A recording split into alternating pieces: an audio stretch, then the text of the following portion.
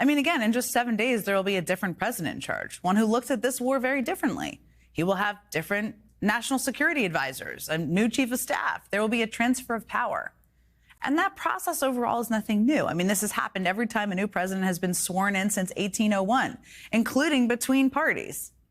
And typically it follows a bit of an unofficial playbook because international crises, economic crises, natural disasters, those things don't just pause when the White House changes hands.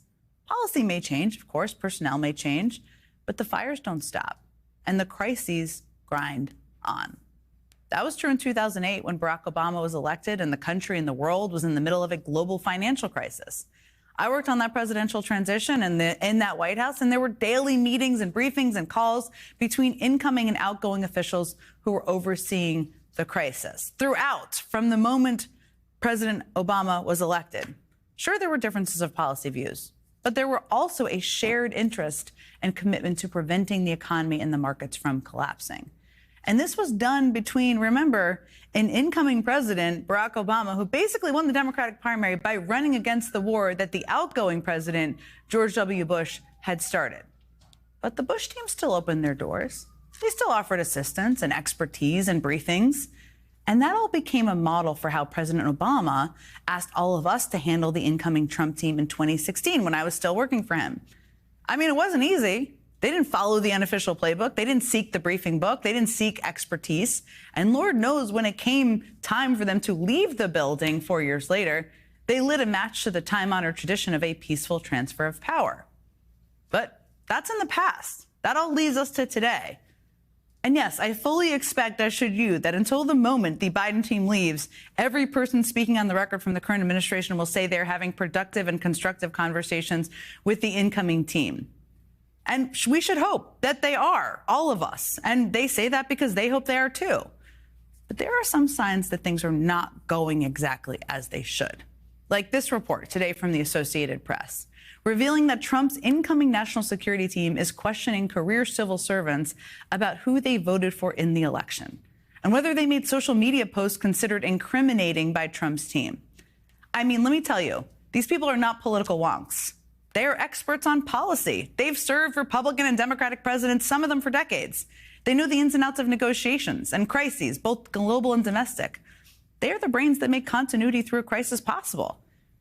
So that's a bit of a warning sign to me that this transition is not going exactly the way it should. And we only have a week left here. But the way it has gone for hundreds of years. And that should be a little bit alarming. See, there can be effective transitions between political parties, even in times of crisis. We've seen it many times before. But this time in just 7 days, with fires raging here at home, wars still raging across the globe, we should all prepare ourselves that this could be something quite different. Joining me now is White House National Security Advisor Jake Sullivan. Hi, Jake. You have a week to go. The president gave a huge speech today, which we just talked about, and I have a lot I want to ask you about. But I actually want to start with the wildfires in California because it's on the minds of so many people watching right now. And you know very well what the federal government can do to help communities during natural disasters. And there's been a couple of things that have happened over the past couple of days. I mean, today, House Speaker Mike Johnson suggested additional aid might have to come with certain conditions, which is not how it normally works. Governor Gavin Newsom has expressed concern that President-elect Trump could decide to withhold aid altogether. We don't know what's going to happen here. I'm not asking you to predict that, but you know the impact of the federal government's help. What would it mean for the people of California if they lose the support of the federal government in the next couple of weeks and even in the recovery after that? Well, it's a great question, Jen. The president has had to deal over the last 4 years with many different kinds of natural disasters in the United States in every part of this country, in the Southeast, the Southwest, the Midwest, the Northeast, and now in California. And he's abided by a very simple principle, which is this is not about red states and blue states. It's not about Republican and Democrat. These are all Americans who are struggling and suffering in the face of these wildfires, and they deserve the support and the help of the federal government. And the aid that is flowing to ensure that these fires get fought effectively, that homes get saved, that communities get rebuilt, that's the same kind of aid that has gone to hurricanes in North Carolina and Florida and to wildfires in Idaho and Arizona. And so we really shouldn't play politics with this, and we certainly shouldn't play games with it. This aid has got to flow, and President Biden, as we speak, is preparing for another briefing in the building behind me with his experts on this issue, because day in and day out since these wildfires started, this has been his primary focus. He canceled the trip to stay here to work on this, and he's going to fight every day he is president, and as you say, that's less than a week now, to make sure the aid goes where it belongs. I wanted to also talk, of course, about the hostage deal and potential for a hostage deal and ceasefire deal in Gaza. I mean, the president said today it's on the brink. Secretary Blinken said you're closer than you've ever been. You talked about it in the briefing room. What's it going to take to get over the finish line? What should people understand about the status? Look, I would describe us as being inside the 1 yard line at this point, and that makes you so achingly close to being in the end zone. But of course, as you know well, you can be inside the 1 yard line, the game can end, and you end up without the touchdown. So we're so close, but not quite there. What's it going to take to push it through? Basic will, particularly on the part of Hamas, to say yes. We are at a point now today, right now, where the negotiators in Qatar are reporting back to the president and me here to say Israel is basically there on a deal on the table that can work. And now it's up to Hamas to come in and say yes. There's reason to believe that they may lean forward to do so, but I'm not going to take any kind of celebration or victory lap unless and until they actually do. And instead, we're just going to work every last minute of every last day to see if we can get this done. It's hour by hour, as you know better than anyone, and everybody watching should understand.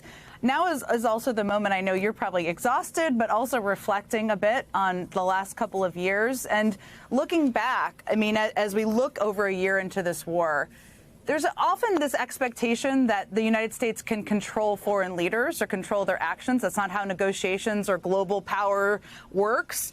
But do you think that you or the president or others in the administration may have overestimated the sway or power you had over Prime Minister Netanyahu early on to change his behavior or pull it back to something that was not as aggressive in Gaza? Look, actually, what I think is that a lot of the commentary put this whole question into very transactional terms. Why don't you just cut off weapons and that'll make Israel do what we want them to do?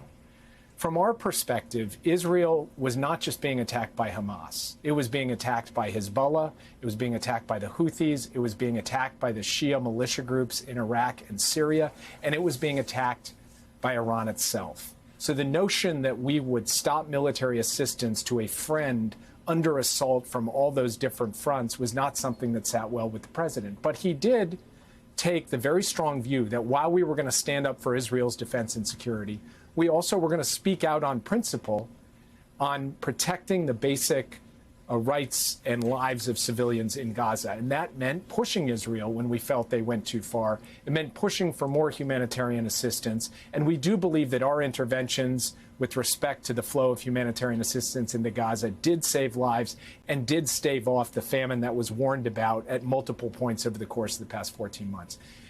Too many civilians have died. Too many Palestinians have gone through hell. I acknowledge all of that. But I believe that the United States has taken a clear position over the course of the past 14 months in support of the defense of Israel and in working to try to minimize civilian harm and maximize humanitarian assistance in Gaza. So, Jake, there's only 7 days left of the administration. You guys are very close, it seems, but you never know. That's very hard to get done in that period of time. If this doesn't happen in the next week, is it dead? I mean, the next president has a very different view of the type of power or any limitations on power Netanyahu should have. It's a really good question. What I've found over the last 7 or 8 months that we've really been bearing down on the ceasefire proposal that President Biden put forward is that we've gotten close, and then it hasn't worked out, and then there's been a period where the two parties have really pulled away from one another. And so there's been this rhythm of get close, it falls apart, then get far apart. And my fear is that if this does not happen in just the next few days, there will be a period where the two parties move away from one another and where the fighting continues unabated without a real opportunity to bring this home. So now is the moment, and that is a big part of the case that we are making in the room in Qatar as we speak, Brett McGurk, the president's top Middle East advisor, has been camped out there for the last 8 days. I'm on speed dial with him every few hours. And our hope is that we can actually bring this across the finish line in the coming hours or days. One of the key parts of the effort to have continuity of government in dealing with crisis or continuing priorities are the career national security officials who serve across administrations. And today you were asked about a report in the Associated Press about the Trump team questioning civil servants at the NSC about who they voted for in the 2024 election. I know you said you've not heard that from anyone on the incoming team, but let me ask you a different way. I mean, why would you never ask a career national security official who they voted for? Well, it's important for your viewers to understand that the National Security Council staff has a very, very small number of political appointees selected by the president. The overwhelming majority of people who work for the National Security Council are career professionals who are come over for a limited time, a year or 2 years, from the Defense Department or the intelligence community or the State Department or the Department of Homeland Security, for that matter. These are professionals who do not have allegiance to party. They have allegiance only to country. They are the hardest working, most effective, most capable people we have in the U.S. government, in the national security enterprise, and they keep this country strong and secure. And so asking them whether or not they support this party or that party misses the very basic point that they're not here to do politics. They're here to do the people's work. They swear an oath to the Constitution, and I can tell you every day I work with these folks, they live up to that. And many of them have said, we're very happy to keep working for the next president, because for them it is about the mission on behalf of the country, and I hope that the incoming team sees that. It's such an important point. You and I both had the honor of working at the State Department. I have no idea what party affiliation most people had there. Yeah. They worked through decades of presidents from different parties. It's such an important part of how our government works. Jake Sullivan, thank you so much. You have a week to go. We'll be waiting for any details on the ceasefire deal. Thank you so much for taking the time to talk to me. Thanks for having me.